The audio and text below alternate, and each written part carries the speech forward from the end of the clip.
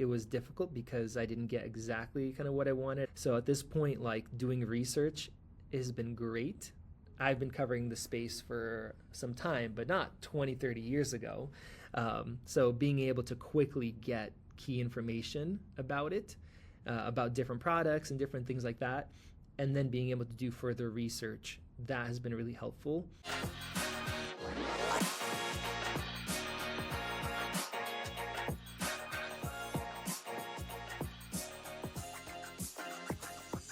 Hi, and welcome to Road to Revenue. I'm your host, Lee, and this is the podcast where we talk to creators to understand the bumps in the road, the twists, the turns on their own road to revenue. Joining me today, we have Maxim from Max Tech. Welcome. Thank you. Thank you very much. It's good to be here.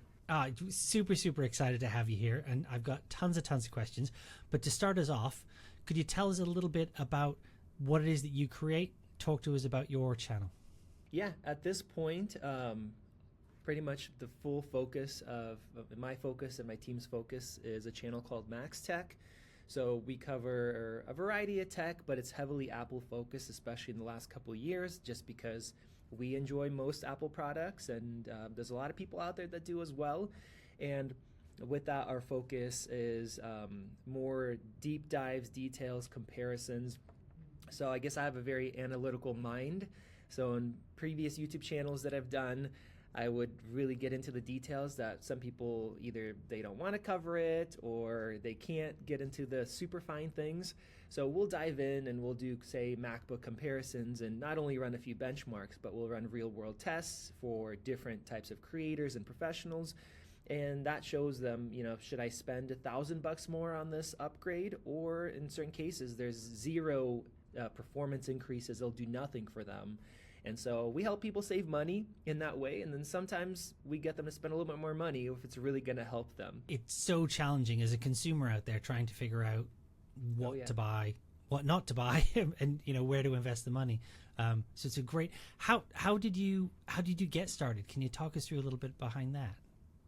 Yeah, absolutely. So my first channel, just creating content, was just my name, Max Yuriev. And so I was getting into professional photography. So my wife and I, we were shooting weddings together, engagement shoots, family sessions, that kind of a thing. And I think my first video was a piece of gear. I don't remember what it was, but I was trying to look it up, look up some videos or reviews, and there was either nothing on it or just some really poorly made videos that didn't have much info. So I took the risk, I bought it, I used it, and I made a video just to help other people out that were in my position. And posting that, and all of a sudden I'm seeing some comments and I'm getting emails, people are subscribing. I'm like, why in the world are they subscribing? Like, why would they want to?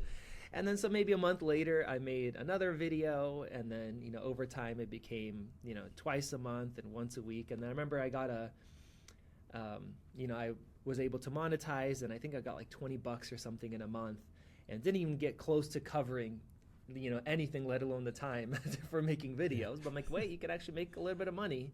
Then I learned about affiliate income, which is where you guys kind of come in. So started out as a hobby, and then maybe about a year and a half later, I started taking it a lot more seriously.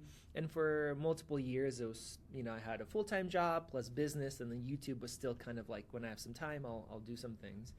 And here we are, about 12, 13 years later, where for the past, I would say 4 or 5 years, it's been my full-time thing, and I have a couple people working for me as well, helping out. There is something that I think you share with other creators, certainly becoming an accidental creator. Mm-hmm. Would you say that's fair?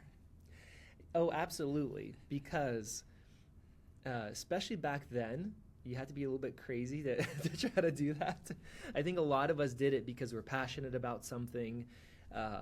We like doing it, and a lot of people, including myself, when we started, we did it because it was fun, because we wanted to help people. We didn't come into it like, hey, I'm going to start a channel and try to make an income on it. Now, you can do it. It does take some time to build up an audience. You have to be consistent. You have to have content that is relevant and people want to watch, or it's helpful to them. So there have been people that started with the goal of, hey, I'm going to make this my business, but it takes a lot of patience, and it takes time, of course. So if you have to devote time while you're not making money at first to invest to make some income later down the line. So I think because of that, a lot of people have just stumbled into this and had it be accidental. that's a long time for things to have changed as well. Take me back there. What was the equipment? What was the gear that you were using back then? Oh, what was I using? Do you even remember? Yeah. I know we had we had Canon 5D Mark IIs. We started out with a Canon XSI, which was like an entry-level camera when we started doing photography, and I don't even remember if that even had video. I don't think it did. So it was very basic stuff, and some of my old videos, they're still on my Max Yuriev channel. So you go back there, and for me, it's kind of scary to watch some of those. But also at the same time, the gear was worse, so it was a lot more difficult to create content. We've had so much innovation. It's so much easier and cheaper to do things now, and the quality's better. But at the same time, the expectations are a little bit better as well, or a little bit higher compared to back then. People were okay with lower quality video in a way. And then, of course, now we have the whole shorts revolution where even major companies are choosing to record things on a cell phone for marketing purposes because it comes off more genuine compared to using crazy camera setups. It was definitely a lot harder to get into and a lot more expensive than what you could do now.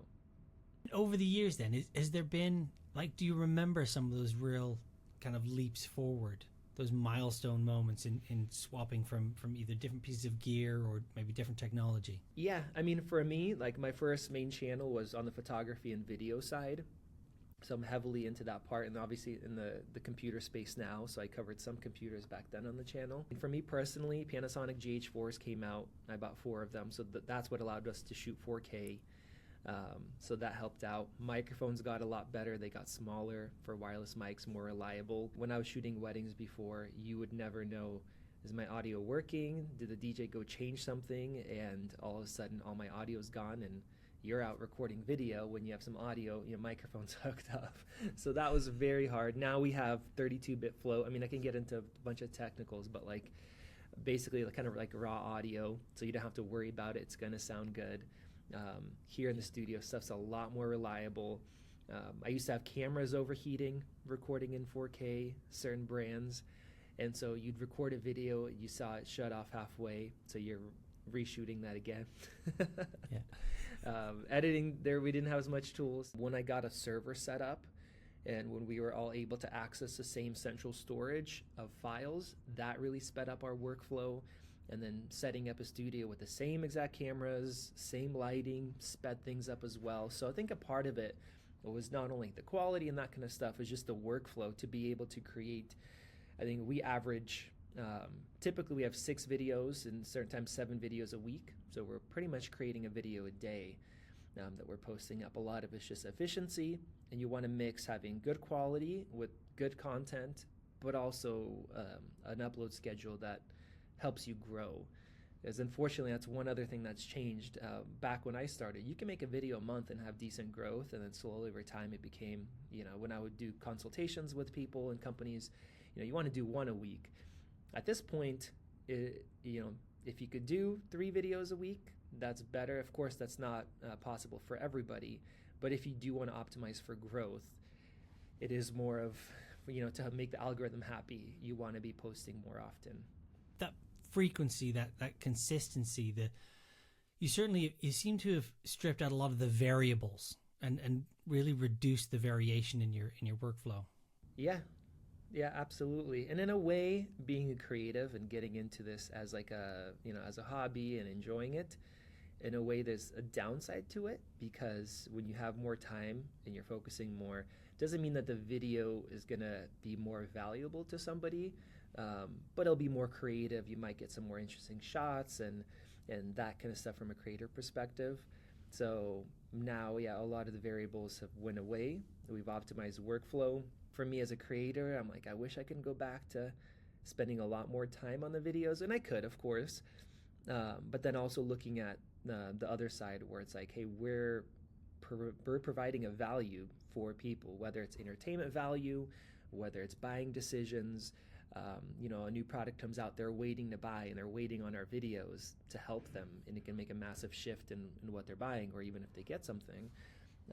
At that point, you think of it from the other perspective of hey, we're offering this service and this help and value to people. So it's trying to find a good balance of something that's fulfilling, that you enjoy and has creativity, but also not spending weeks on a video, at least for our sake, to put it out. And how do you find that balance? Because that's got to be tough. It's very tough. I don't know if I can answer that question.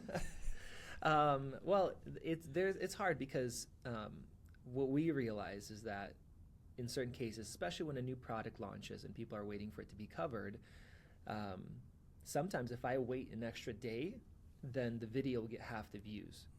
So then it's dictated by the algorithm. So of course there's a lot of competition, which is good. Competition is good for for people, and it pushes us.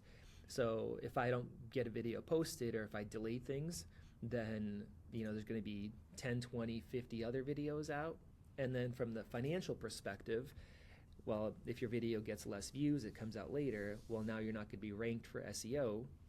So, half a year down the line, when somebody searches for something, you might be on the second page, third page, or a lot of scrolling, and then the video just won't become a long-term evergreen video, which is something that we've kind of focused on, because that helps provide a steady income. Even when, we have times where there's new product launches, and then we have in-between periods where things slow down, having that consistent income coming in from old videos that are still getting views and they're, get good search and ranked, that helps us to be able to do what we do without, having them lay people off and, do things like that. So just being able to financially to keep doing this and paying for costs and products and that kind of a thing. So how did you, because you've talked around quite a few disciplines there and skills that you've had to pick up. How did you approach that at the beginning? Because it's quite a mountain to climb. Yeah. A lot of it was just experimenting, honestly, over so many years. And so I would say the first 5 or so years, it was not kind of like it wasn't a full-time thing. It wasn't even, you have a job, then you have the side business doing photography, video, and then I would fill in extra time with this.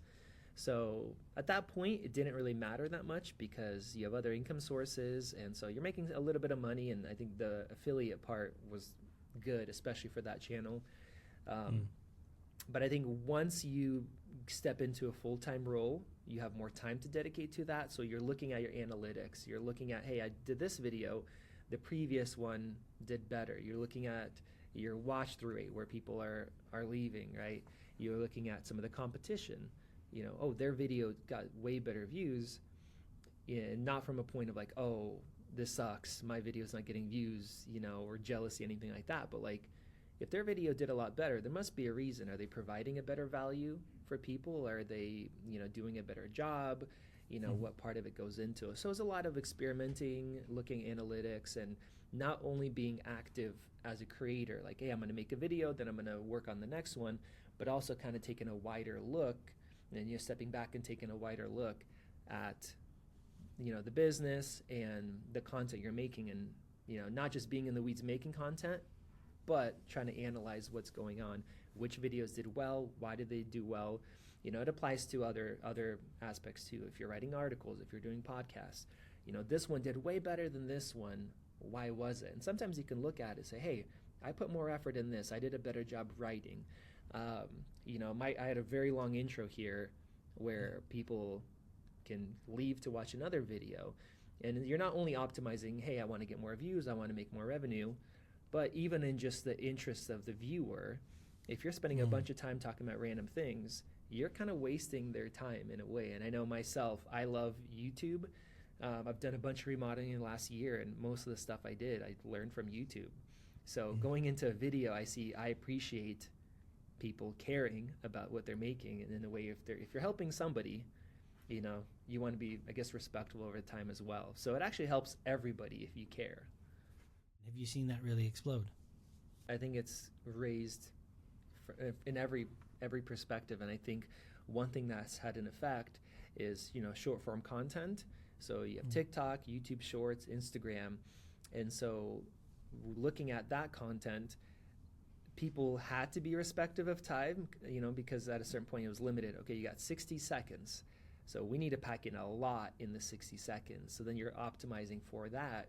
And then the consumer also gets kind of used to it. Hey, I could watch a 60-second clip. They gave me a lot of great info, showed me how to do this in that time. And then you're going to go and watch a YouTube video doing the same amount of helpful content in 10 minutes. So I think that part of it has raised the standards on the consumer side. Also, for us, we've had to get better. So if people were okay watching a 15-minute video before, now they're not. So part of it is they could skip through your video, which might be okay, or they're just going to go click on another one. And I've seen myself personally, I'm looking up a video, how do I do this plumbing thing? And so YouTube, I search it, I get a list of, the first 10 that are visible. I see a 3-minute video, then I see a 10-minute video, and I see a 20-minute video. So I'm going to click on the 3-minute video to try to see that. And you may have seen this before, but you can actually just, if you type something into Google, they'll recommend videos as well instead of just articles. And they actually will put little timestamps in there, or like a section, like, hey, from a minute and a half to 2.5 is what you're looking for in this video. So even YouTube themselves know that that's going to help the person. It's going to be a good experience for them. That is going to help with revenue, because then they're going to be watching it, they're engaging in it, there's probably advertisements in there, and then that's helping the creator, because if they do have a long video that has a bunch of blabbing for the first 3 minutes in the video and then who knows what else, it still lets their video be watched, but in the section that the person's actually looking for. So I think everybody's kind of optimizing for that. And even though as creators, it could, sometimes not be so fun if you're used to creating longer form stuff, you have your own style. But in general, I think it is better for everybody. I think the guiding principle, isn't it, of Google is delivering exactly what the searcher is looking for, and it's certainly seeing the improvements in the rich results has been incredible. Have you been leveraging some of those? Trying to leverage the rich results by changing how you're producing the content. Yeah. Oh yeah, absolutely. And I guess I want to add in one thing, because if I keep mentioning being more efficient, maybe having shorter videos. It really depends on also what you're doing, because we have a lot of videos where we're trying to optimize it. We write a script, and then we can go through and like, hey, this is too long. How can I restructure this to get the same info, but take out unneeded things, or sentences that are too long, and optimizing that way. But we also have videos that, comparing two MacBooks, and those could be 20 minutes long, 25 minutes long, which is like, that's a lot of time to invest sitting and watching. But we've actually experimented and like, hey, let's do a version where we're cutting out this and this, or make it much quicker. Let's make it 10 instead. And then the video actually doesn't do as well. So even depending on the content, because then I guess people are looking for a lot more detail. It is entertaining in a way, because it's all like they're sitting there with us as we're doing things. And then you have videos of people hiking for an hour, and it's peaceful, and people will watch those kind of videos. So it depends on the content. And as far as leveraging those kind of things, we definitely have. I mean, one thing we've implemented in a lot of our videos is the timestamps that you could put in. And I remember when YouTube just made that feature, I was very hesitant. I'm like, that's just going to make people skip through big chunks of our video, because now they easily can. And then it's going to lead to lower watch time and things like that. So we actually did A/B testing. We would go into a video that's getting consistent search, put in the timestamps, wait a week, compare analytics, that kind of a thing. And ultimately ended up working out. And then that also helps YouTube know what the sections are, what we're talking about in the sections for SEO. We've also put in our own captions instead of the auto-generated ones, which YouTube will make, and they use that also for search. But if you as a creator are uploading it, that means you vetted it, that means it's more accurate. It's going to help Google and YouTube do a better job at recommendations. We've restructured the way we do certain videos, and maybe put more interesting, relevant stuff up front, sometimes even though we normally would do it backwards. because we know halfway through the video, half of the audience is going to be gone. The people that are really dedicated, that are really interested, they will still watch. So even if the maybe less interesting things are later on, or the stuff that's at least less interesting for the general person that's not really going to buy this more for entertainment, we can restructure that to help, to help the overall performance of the video and the experience. And that makes a lot of real sense. And I don't say that lightly. It's a really sensible approach. It's meeting the audience where they are with the length of video, with the type of video, with the degree of content, and actually it makes me. You've actually brought to mind there's a saying in the newspaper world, "Don't bury the headline," and it feels like there's a congruency there. Yeah, definitely, because I think in that way, like if you're trying to look for something, you're just going to leave or stop reading or switch over. At least the way I see it. And I know one thing that we also try to do in the video world is, we have this whole topic of clickbait, and people are getting tired of it. And there's a lot of clickbait, which is actually clickbait where the title has nothing to do with the video. It's not even in there. It's very exaggerated. So, and then there's also clickable, which is what we like to call it, because especially in the last couple of years, if you're in the YouTube space, the algorithm has shifted a lot. I remember you wouldn't really know the long-term results of a video until like after the first 24 hours. Then it got quicker. Now in the first half hour, YouTube's already knows how much it's going to push it. And based on what we're seeing on the back end, we can kind of estimate the overall results. Is going to be like successful videos that are going to rank in the first 30 minutes. And so if your core audience isn't clicking on that video in the first half hour, then it's not going to recommend it to a bunch of other people. So they really care. And why would your audience click? I mean, the thumbnail has to be good. The title has to be good. So you have to make it clickable. And I've seen multiple big channels with multi-million subscriber counts where they didn't change or optimize, and they went from multiple, 2 million, 3 million views per video down to 20,000 because they kept the titles very simple like they used to, very simple thumbnails, longer videos. They're not their upload schedule is similar compared to what it was years ago. And so, it's kind of sad to see that. So YouTube is forcing people to make changes in that way, and so you kind of have to, but also with that whole clickable title, you don't want it to be clickbait. So a lot of times what we'll do, like don't bury the headline, we will, we have some kind of a title, and as soon as you get into the video, we talk about that, or at least reference it, so they know, hey, that's not clickbait. This is the topic they're covering, or they're going to talk about it. Or if we have some kind of like a crazy discovery in a video, we'll actually put a little clip as a hook in the beginning. One, because it's interesting and but it hooks people. But two, they know, hey, that is real. What was in the thumbnail, that is going to happen in the video. So it kind of solidifies that as well. And have you seen a big change in terms of the autoplay making a big difference in those those first seconds? I think it's good. Honestly, I don't know if it's made a difference as far as like video performance. I mean, we have one thing we kind of focus on too is within the first 30 seconds, you want it to be very quick, very engaging, lots of nice B-roll shots.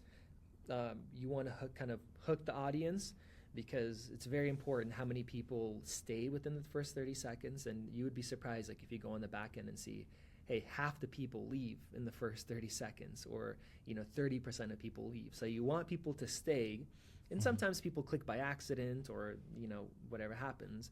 But sometimes they get into a video like, hey, this is not what I was kind of expecting, and they'll go watch something else.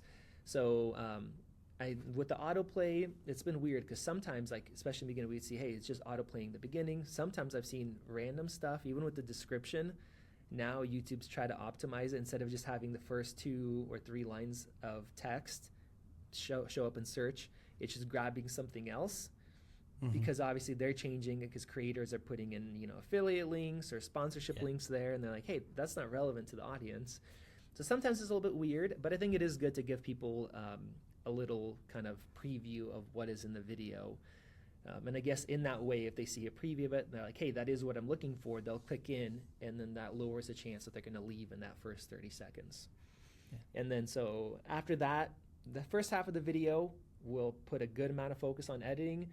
And then the second half of the video, we put, not that we do a bad job, but we're less picky with how much B-roll has to be shoved, packed, switching shots every 3-4 seconds, because those people already, they're committed. They've, maybe longer attention spans. They're very interested in the topic. So you don't have to be constantly trying to keep their attention at the back end. And that helps with the amount of videos you can create too. If you could be a little more lenient and people are still going to get a lot of value, it's still going to be good for the people that are staying through the whole video, that saves a little bit of time. And there must be an element of almost audience fatigue if you keep the pace up the whole way through. Yes, yeah, for sure. And that's been an interesting thing for us, because you see a lot of successful channels, especially with a younger audience. Like, everybody knows who Mr. Beast is. There's been other channels, couple people in the tech space that are doing editing that way, where it's constantly just bam, bam, bam, effect, a sound effect, video effect. And for me, I'm like, I can't handle watching that for very long. Of course, with a younger audience, maybe they're used to it, and that's sad in a way, and they have to keep their attention. But I think it does it matters, your age, kind of the topic. And so we've had conversations about that. Hey, do we add more effects to try to, hold people's attention more?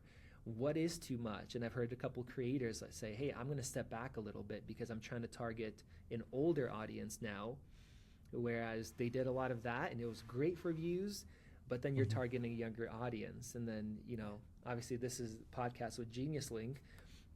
One thing that I've noticed, comparing my previous channel, which was in the camera space, photography, video, you have an older audience there, and that audience has money to buy things, and they want to buy things. Whereas now with the tech space, we have a little bit of a younger audience, so they have less money to spend.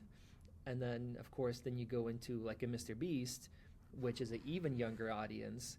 So, of course, he's making great money, but on the affiliate side, you have a lower conversion rate, things like that. So, and of course, with him, he was very smart. He has Mr. Beast, his candy bars and different products. And then, then that's where you get the parents to buy it for you on something like that that's not too expensive, that you can actually purchase. And, I've bought them for my kids, and we've enjoyed them. So.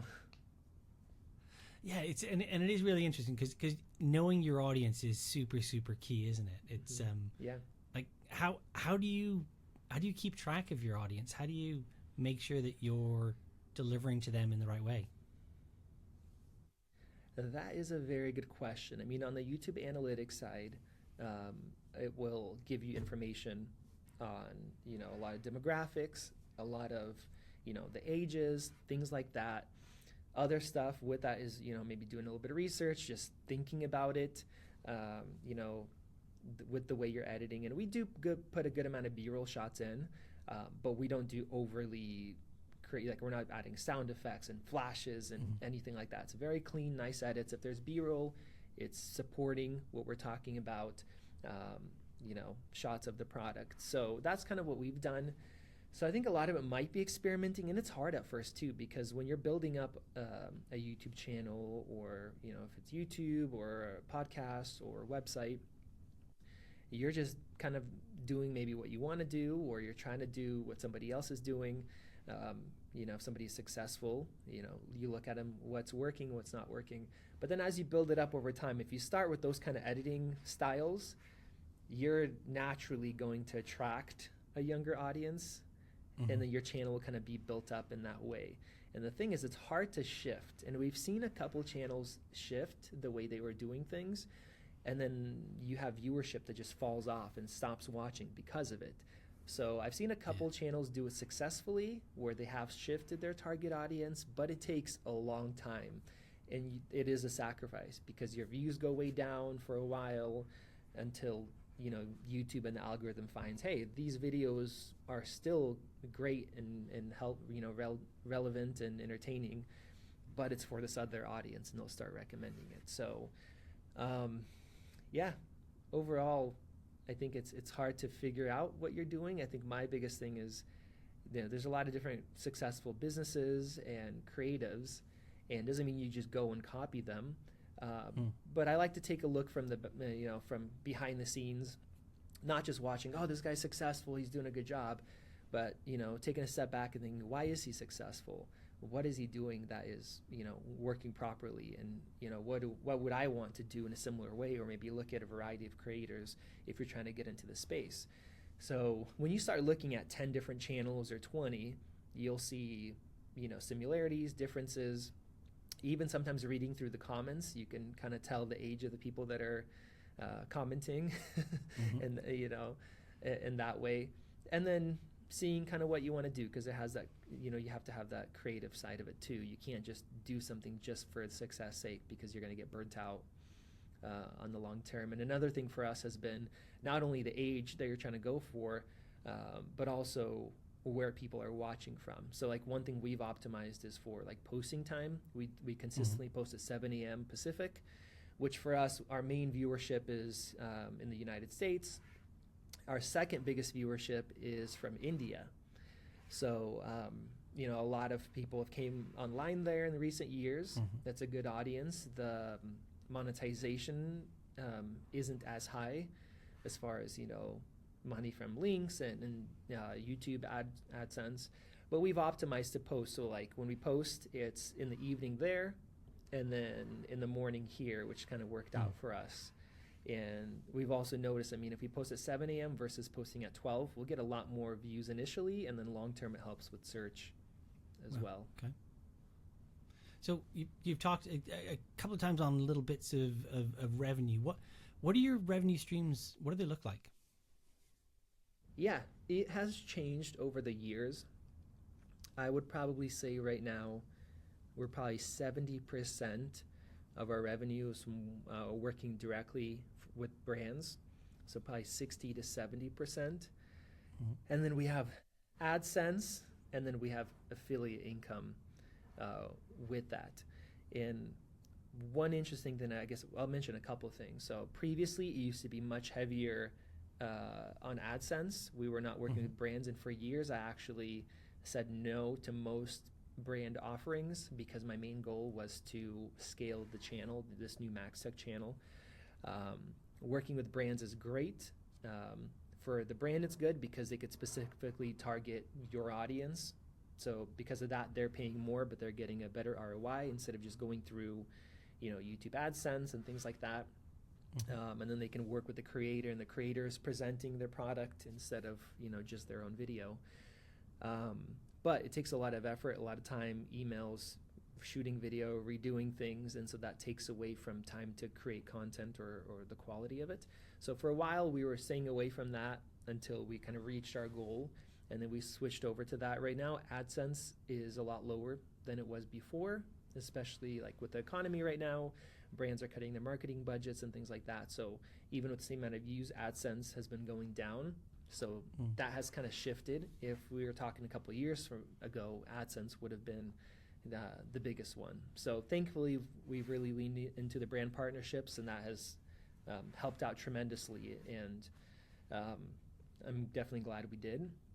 On the affiliate side, so the one interesting thing I referenced, the demographics and the age.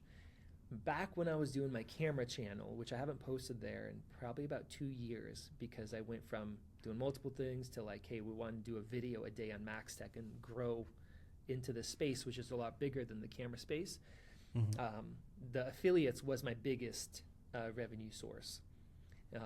And once again, it's because you have an older audience, and their products are a lot more expensive, and people are going out and they're buying a camera for a couple $1,000s. They're going out and buying a lens for $1,000, $2,000, $500.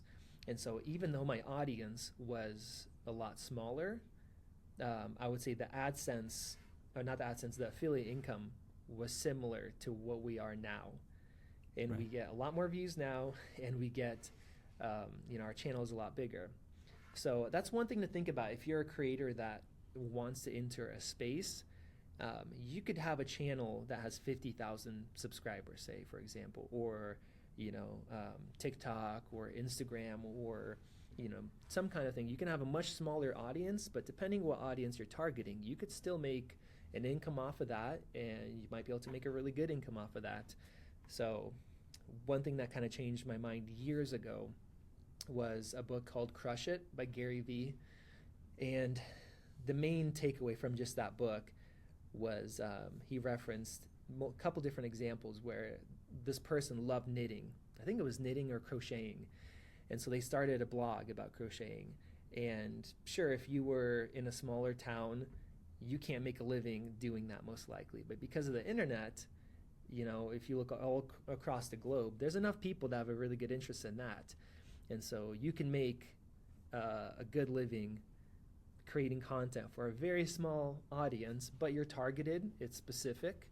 And and in that case, with affiliate income, it helps out a lot too, because people are going to be buying products and that kind of a thing. So I would say, like, as a recommendation, don't feel like you need to have some massive channel to make a living off of YouTube or off of another space. Depending what you want to do, it could be possible for with a lot smaller audience. And so as you grew and revenue changed, right, and different streams kind of ebbed and flowed and got to the point where you started growing, and it's been a number of years that you've had a team now. What was it like at that point where you made the decision to grow the team? What did that look like? It was scary in a way. I never thought I would do that, and even now we don't have a big team. I know channels similar size that have double the people, but just knowing that if I do want to scale it bigger, I'm going to need help. You can't do everything yourself, and I think a part of it is, of course, on the income side. So personally, one thing I try to do is I got a client that we were creating content for, and I gave him a good discount as long as we create at least 4 videos a month. And so I was trying to preload to make sure I have consistent income to pay somebody, and then it was a risk to hire somebody on. So a part of that, so that was a little bit challenging. So you want to make sure you can pay them, because it does take time to train and to build up your income higher. But once time goes on, it helps out, because now you have 2 people that can work and make stuff happen. And then, take another step after that. So I've been very careful not to overhire, and maybe in certain cases it would have been better to have more people. But then you're stepping into from just a creative role to a manager role and everything that comes with that. Another part that a lot of creatives have a hard time with, and I know on YouTube there's certain people that are just business people, and there's certain people that are just really creative people. But as creatives, and coming from the photography, video, where it's just that space, we have a hard time letting go of control. And it's hard to say, hey, I could do this, is not going to be the way I want it to be. In the beginning, you could do it faster and better than having somebody else do something. But one really cool thing is just seeing, as you're letting go of control, that person gets better at it. And there's certain things that now some of my guys, they're faster than me and they're better than I was. When it wasn't that case, they're adding their own creativity. And so, knowing that is going to happen, and also giving them the creative control too. And I think that might be the hardest thing, where you had the idea in your mind how you want something edited, and you can give tips and stuff like that. But at a certain point, if you're going to keep saying, no, I don't like that, change it this way, and just micromanaging it, then that kind of kills their creativity and their excitement in being a part of the process. So letting it go of control and just saying, it's okay. It's not just me now. They're part of the process and part of the creativity, giving them that freedom and being okay with it. And it's easy to say, but it's hard to do. But if you want to be able to hire people and have a successful business, you have to be willing to do that. And what do you think are some of the things that happened, or what was unlocked that you weren't expecting when you took people on? trying to think about what I wasn't expecting. I mean, the one thing for sure, like I just mentioned, having somebody that they're helping out with something and they're not confident in their skills, and it's not working out very well, and then over time now they're faster and better than you and more creative, and it's great for them because they're proud of their work and what they're able to do. It's great for the business. So that's a part of it. And for many years, I was the fastest editor, and the editor we hired was a lot slower. And then seeing, after a couple years where that person can edit way faster than I can, and they're doing a great job and they're happy with what they're doing, that's a very cool, exciting thing to see that I was not expecting. And then, of course, new ideas and fresh ideas, because starting out too, it's like you're the one telling people, hey, we should do this, we need to do that, the creative side, and then try to get them to execute on that. But then having people bring in their own ideas, video topics, editing ideas, all that kind of stuff, and seeing that creativity come through and actually helping the business. And not only helping the business, obviously that helps provide a job for them and income, but also, it's good for everybody, and it's better for the viewers. Another thing I've done is not just straight hourly, whereas helping some of the people that are driven, if they have a better incentive, so having like a profit sharing structure, that's another thing that really helped propel the business. Whereas when you're just on hourly, you come in, you do what you need to do, and you come out. But then when they have some skin in the game, and if they care more and they put in more effort, then they get rewarded more. So that helped propel the business as well, because it doesn't work for everybody, but for for a lot of people, they'll care a lot more about it. And then of course you're profit sharing, but it helps raise the quality of the content and helps raise the income in the business as well. So that's something that has been good. Speaking with your fellow creators, do you feel that's a common approach? I don't think so. At least the people I spoke to, I don't think so. Because, I mean, in a way, it might be scary because you're like, hey, I'm giving away a lot more money. It could be in that sense. And so, and with one person that worked here before, that didn't really work out because it's just not their style. They want to be able to just come in and go, and so it's a personality thing. But there's not a lot of people that have done it that way in our field that I have talked to. I know in a lot of corporate businesses where you have managers or executives, a lot of their income is based on the performance of the company. So they're getting stock options, and then those get executed and they're getting bonuses.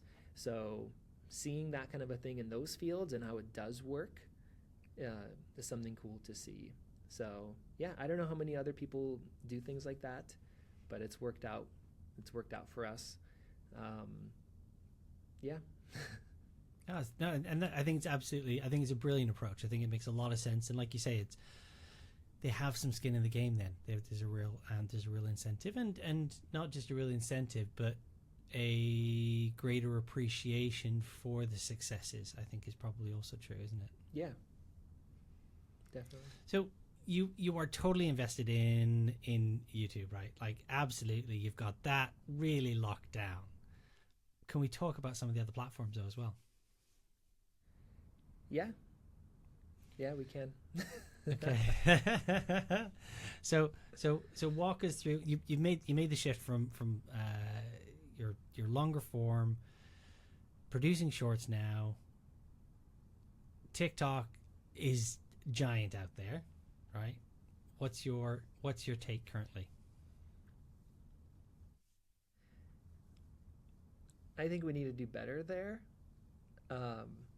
For us, where we don't have a heavy focus on it right now, we did spend about 9 months posting very consistently.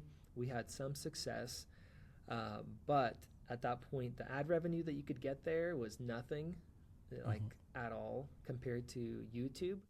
And then I did hire somebody that would remotely go and edit some content and stuff for that. So we did build up some audience. We've done some smaller partnerships on there, but what we found is that for us it was like another distraction. So, and that's a hard thing, and I don't know if we're doing the correct thing. So we would take time and take our minds off of regular YouTube because it's different, creating shorts versus long form. It's a whole different process. And so we've scaled back off of that, and there's been some changes since we have, like TikTok has a whole shopping feature now with affiliate income that I've seen recently, a few different videos on that where people are doing really well. So it's probably a good time for us to kind of revisit it, do some research, and figure that part of it out and kind of see what we could do there. For us, it's been a little interesting because we grew really quickly on YouTube with this new channel. We started it from scratch, and I've had, I think, like 3 or 4 different channels. But the reason we did is because our full energy was in it, like our full effort. I stopped doing anything else. So that allowed us to do that, to have that really, really laser focus. But then you do need to invest in other areas too. So with that, just like starting up, a YouTube channel, you have to start and you have to just keep creating content and building up an audience, and it takes time. So definitely there are people successful there, especially people that are really bigger. Like they have a really good audience, and it's a different way to monetize compared to what a lot of people do on YouTube. And it's good as well. I am a little bit split personally on short form content because it sucks you in and it steals so much time. And I know for myself, I try not to watch a lot of it because just the way it's designed and the platforms are designed, it's just, even the UI is so easy to just go to the next video, and it's so easy to find yourself. You open up, one video, then bam, 20 minutes later, you realize, hey, I just spent 20 minutes watching these random videos that might have been entertaining, didn't give a lot of value to my life or anything. And and then, that, for me, it's 20 minutes. I know some people for hours will sit there throughout the day watching a random video. So I think from one way, I'm like, if I do something, I still want it to be helpful and beneficial to people's lives and not just random entertainment. Not that entertainment is bad. We all need our, whether it's video games or sports, different hobbies and a way to de-stress and things like that. But that's my own kind of a thing where I'm a little split based on what we want to do. But you also don't want to get stuck, doing one thing and not investing in, other opportunities and platforms, 5 years down the line, and you haven't changed what you're doing. So it's a little bit of a tough dilemma for me. And well, you've definitely given us a really good a really good piece of content that I think we can get a really good solid short out of that and be able to share it, talking about short form content. So what about the other channels? What's your take there? So we're not heavily invested in Instagram. We were doing some stuff before, and unfortunately it kind of shifted over to basically like a copy of TikTok because they have to compete.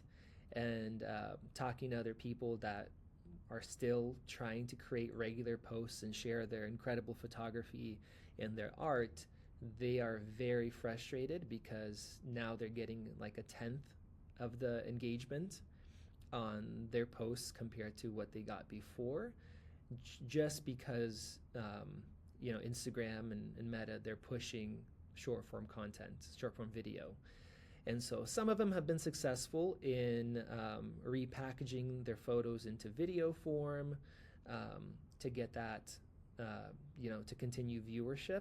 But talking to some of these people, they're just very frustrated, even if they're successful, because they're like, hey, this is a photo platform. I'm a photographer. I'm a creative. I'm doing this. But now it's all short form video that's being pushed. That's what the algorithm is wanting. So now I'm creating videos out of my pictures, and there's certain issues with that. So that part of it has been interesting. Of course, even on Facebook, they're pushing their short form video. I use Facebook a lot for groups. So I have certain different interests and things I'm doing, and it's pretty much like forums. I mean, the forums still exist, but there's plenty of groups where there's a lot of great information and things. So, but I go into my feed and it's like, bam, look at these videos, they make you want to click them. Then bam, you scroll a bit more, another set. Even on YouTube, where even if you're trying to not watch shorts, they're just popping up. They're trying to default to that, try to get you to be engaged, because it's just a massive race against TikTok, basically, is what's happening. So, yeah. So what are you looking forward to then? And whether it be the platforms or maybe some of the really interesting tech that you expect to come out in the next 12 months, what is it that you're most looking forward to? I'm not sure about in the next 12 months. Of course, there's a lot of Apple products coming out, and so we can talk about those things. But have you experienced the Vision Pro, the Apple Not Vision yet. Pro? No, Not but yet. you've probably seen content on it. I know it blew up on short form like crazy, and that is very interesting to me. I've spent the last 2 weeks, making content on it, using it, and we've had VR headsets for a long time, and Apple has been very careful never to call this VR. They're calling it the spatial computer. But it's still, I feel like this is the point where it's really going to launch off. We're going to need something more of like eyeglasses, or sunglasses, something smaller form factor. But the whole experience is nothing like what we've had before. Whereas you have really good high quality pass-through video, people can see a version of your eyes, the interaction is completely different. There's a lot of things that are just completely impossible without it, putting windows and applications to different places and pinning them. And also, interestingly, being able to use certain things without being too distracted. Like, I've used it at home, and at first I thought, it might be weird. I'm wearing a headset, and I own a couple Quests, and I don't use them often, because if I'm having time with the family, if I put that thing on, I'm like in a whole other world. I'm not with them. Yeah. Whereas with Apple's version, with the good pass-through, they can see, my eyes or the fake eyes. I can still talk to them, and bam, I get a text in or a notification. I just see it. I can quickly reply to it. And I've actually found that I'm more engaged. Not that I'm wearing this thing all the time, but I did a video where it was like a whole day using it. So that kind of was interesting for me, where instead of pulling out my phone, looking at my notification, texting back, it just made the process very smooth and quick, and I felt like I was less distracted than using my phone, having that thing on. So I think that's what I'm really looking forward to. I don't know how it will change like content, as far as like, okay, you're going to be opening up Facebook or watching YouTube videos, but in general, the way we use tech, I think that's a massive revolution that's going to be coming, and that part is going to be very interesting to me. So that's what I've just been spending a lot of time thinking about lately. I know we're a little ways off, but with Apple launching this and with how well this launch did, it did a lot better than I expected. It's going to become normalized, and I was on a different podcast talking about this, where there's a little bit of like hesitancy or this weirdness, like, hey, people are going to be walking around with headsets on, or hopefully, like smaller versions or eyeglasses. Like, that's going to suck, dystopian future kind of stuff. But then I take a step back and I look at, before there weren't phones. Now people are out using their phones, and then you have like these posts like, man, this is a sad world, especially when you see a video, everybody's on their phone. So I think with the headset, it'll be better in a way. You're like looking up, or, we have an Apple Watch, you get a notification, you can look if you want to ignore it. But then I just mentioned, sometimes if I'm talking to somebody and, I get a notification, like, I don't want to look down, because, it signifies, hey, you're not interested, you want to leave, something like that. So it's going to be interesting. We had a time where with AirPods, if you were walking around or with a Bluetooth headset and you were talking, you were so weird. Like, people look at you, what, you have, or, you're talking to somebody. Now it's normalized. Somebody's talking, yeah, they're probably just on a phone call. Or, when the originals came out, people are like, oh, you have, like a little toothbrush head sticking out of your ears. And then it kind of became normalized. And then even like the Apple AirPods Max, they're massive. Like, nobody's going to go out in public with these massive things on. And it actually became like a fashion statement. I did a 1-year review of it, and that video did really well. Usually a year later, people don't care that much. But Yeah. I looked at like the Google Trends and sales, and so at first they were kind of flat, and then they became like a fashion kind of statement. And now I see them quite often out and about. So there's certain things where, culture shifts and stuff like that. So, I definitely think that is going to be happening, and hopefully it's not for the worst. No, and I think you highlight it's a really interesting angle that by like reducing the proximity, right? There was like making it almost part of us. Actually, it will open up our attention to what we're probably missing out on a bit right now. Yeah, I hope so. Yeah, and it's also kind of scary to think, oh, like this is a part of us. We're becoming a machine or something like that. And so some people said we don't want to do that. But then if you think about it, how many people leave their house without their phone nowadays? Like your phone is a part of you, and not only because you feel weird not having it or you can't do certain things. Like if you leave your phone at home, most likely you're going to turn back around if you're driving somewhere and go get it. So, and then also with that, there's so much now in the modern world that you can't do. You need an app, you need a web browser, you want to go pay for something, you want to register for something. Like try living without a phone. There are certain things that you just cannot do nowadays, and sometimes it's frustrating, but I guess that's just how it is. So I guess that's we are hardware, part of, right? Like that's yeah. No, like we are part of the kind of, it's this great leap forward again, isn't it? And we're talking, you're very much talking around the hardware side of things and how that's going to go. But I've got to ask the question: where are you with using AI at the moment?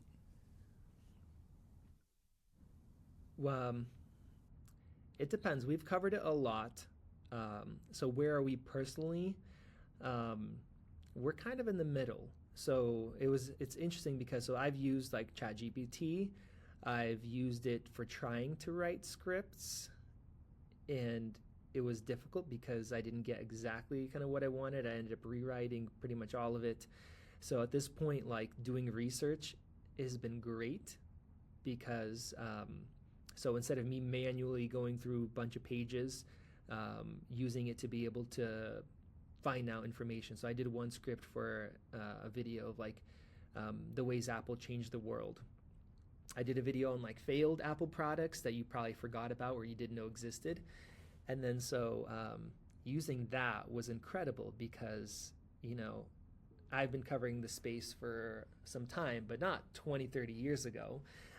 So being able to quickly get key information about it, about different products and different things like that, and then being able to do further research, that has been really helpful. And then, of course, on the photography side, we're making thumbnails. A lot of the features we're using now, it's based on a sort of AI. Like we're not doing generated, we're not doing fully generated thumbnails, something like that. But just correcting things, stretching things out, filling things in. So I've been using Photoshop for, 12 years. It is so much better recently. Being able to just like, bam, I need more space over here. Bam, generate a fill. Done. And it works really well. We're removing things. It works so much better. So in the photography space, it's huge. On the editing space, it still needs a lot of work because that's a lot more difficult. And in one way, it's a part of that whole process we talked about before, of like letting go of your own creativity and stuff.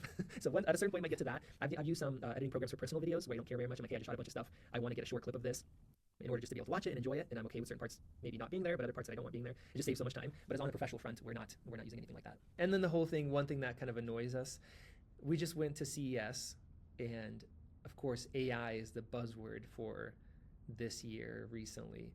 Like everything had AI on it, and we were making jokes about it and stuff. And like we walk into a Samsung booth and like AI refrigerator, AI washing machine, and then I'm like, hey, how does this use AI? Just asking the guy. He's like, oh well, it knows if it needs to run your laundry longer. I'm like, yeah, but we had all that stuff before. It's just a sensor, like a sensor sensing how clean the water is or something. Of course, they have to just for marketing purposes because it's such a buzzword. So, but I mean, it's making really big changes. I have friends that are in other businesses that are using it to draft emails very quickly, very professionally, saving them a lot of time. And so a lot of that stuff's really kicking in. And I think if you don't start at least playing with it and using it, you might be left behind or be a lot less efficient. So you have to have attention towards, for what's happening right now. And I think you're absolutely right that keeping pace with it is going to be absolutely key. As you've gone through and that seems to be one of the common themes, that as platforms have changed, obviously as all the tech has changed, you've really moved with it. Over that time, have you found there are some, I don't know, whether it's decisions or maybe some bad advice that people follow, or maybe some bad habits that you've seen over the years that you think actually you just wish that people wouldn't do that? The whole thing of like, hey, you can't be successful as a YouTuber now. It's too late to start, right? Just a lot of doubt. Now, it might be more difficult in a certain way. You have more creators, but also if you have fresh ideas to bring into the space, I've seen channels blow up quickly because you're bringing something new to it. You're bringing your own creativity, your own perspective. The whole believing thing is huge. I know for me, until I didn't believe in myself and my ability to make an income as a creator for a while, and that stopped me from even trying it out or pursuing it. And of course, a lot of it is, if you believe in yourself, like, there's a stereotypical thing like with kids, oh, you could do anything you want, when you grow up or something like that. But for years, I stopped myself from doing something because I'm like, it's impossible, it's too hard, I'm not good enough, that kind of a thing. And that made a big impact on my life. And so when I switched and it clicked in my mind that like, hey, this is possible, that changed my whole world, because now I'm actually seeing, okay, well, what do I need to do to make it possible? So I think with anything in life outside even the creative space, if you don't think you can get fit and lose weight, you're definitely not going to.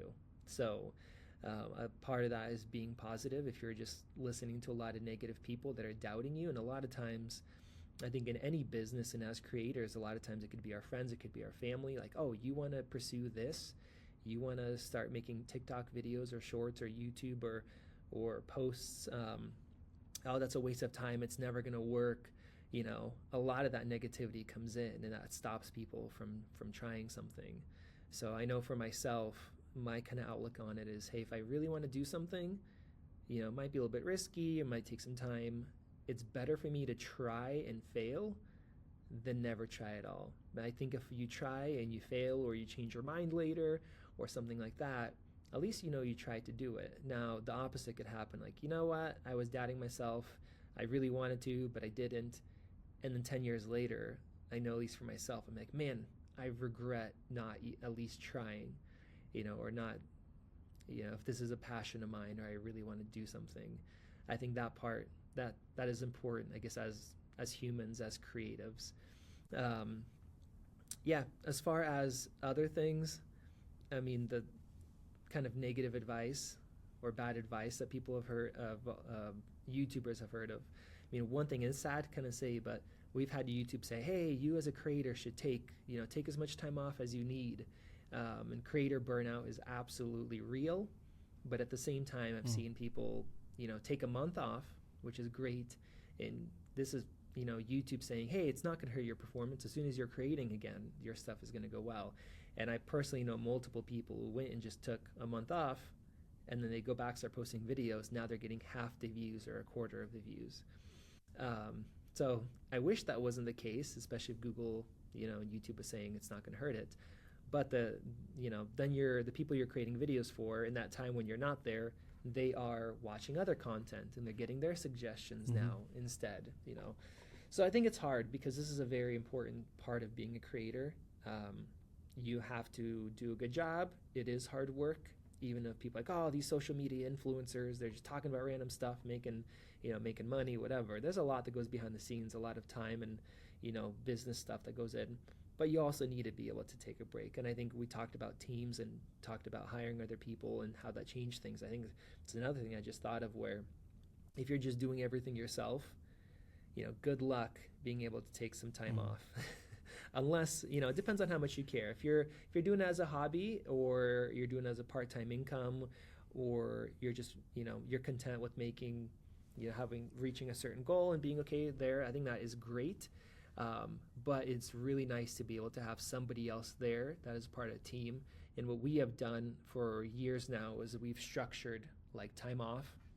So, we have slower periods, and we're like, okay, we're not all going to leave at the same time. But being able to have somebody else that's a part of it. So like on our channel, it's myself, and then it's Vadim. So we both host videos, and then we have a new person, Ben, that's going to go into that. So having that balance, so you can take some time off and not get burnt out, but also be able to keep creating content, I think is good. Yeah. Hey, let's flip it. I mean, what's the best piece of advice you've actually been given?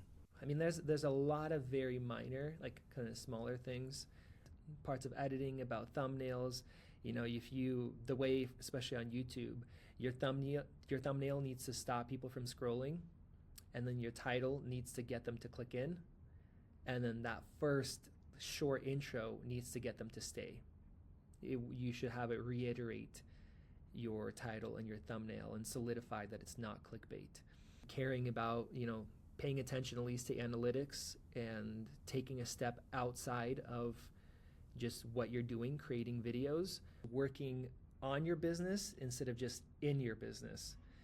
And that's what we've done a lot to be able to scale and to optimize, and optimize the income from the work that we do, and optimize for the value for the viewers as well. And I know this podcast is with Geniuslink, and I'm surprised you haven't said anything about the Geniuslink. Our clients are the heroes, right? We just work under the radar. We just make it happen. Yeah. Well, I'll add in, I started using Geniuslink, I believe in 2016 or 17 or early 17. I went through my emails. The first one's from 2016. Brilliant. And we've loved having you. You've been with us longer than I have, which is amazing. And we appreciate your loyalty. I think we have the best clients. So thank you very much. And yeah, you're welcome. Appreciate your kind words.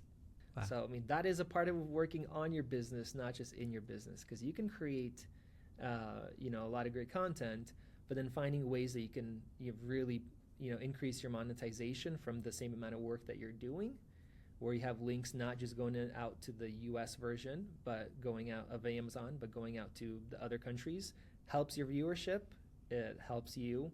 And then the other tools that are built in, like being able to switch products later with that same link that's in a video that was posted 100 days ago, or if something needs to be swapped out, So that's a part of working on your business, not just in your business. Taking a wider look at the business, stuff that worked well, why did it work? Stuff that didn't work well, why didn't it do well? And not only for just success and making money, but also for the creator, for the viewer side of it. I think that part is important. I think a lot of people in businesses get stuck in the day-to-day, what they're doing, and seeing, hey, like you're doing this, which might be slowing you down, but you're not doing this. This could help. Or also talking to other creators and getting their input on what they're doing. So I guess that's a good piece of advice too, is not just being all by yourself. What we found is even with people that you would call our competitors in a way, like we've talked to a good amount of people doing a similar thing that we're doing. We're all friendly. We like each other. We get along. We've shared ideas. We've helped them out. They've helped us out. And it brings up the whole industry, instead of being like, hey, that's our competitor, I just got to beat them, or, I have to win, something like that. It builds everybody up. So being a part of a community and not being there alone. And there's also, those groups for creators where it's like, you get to chat with people. That part of it has been good. And I think, like I shared earlier, letting go of control if you want to hire somebody on.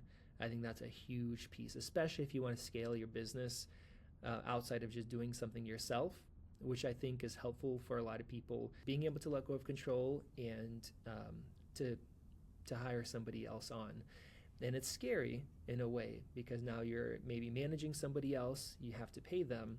But I think in most situations, unless you go crazy, just having one other person that you're doing something with, not just being solo in your room, all the time, that is really good. And a lot of times that will actually, your income should go up to cover those costs and a little bit more.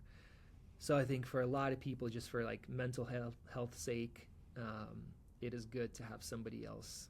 So hopefully. Absolutely. Do you know what? There's been absolutely incredible advice. There's like so much there. And you have been an incredible guest. You've been very gracious with your time, and I've loved hearing your insights and the knowledge that you've built up.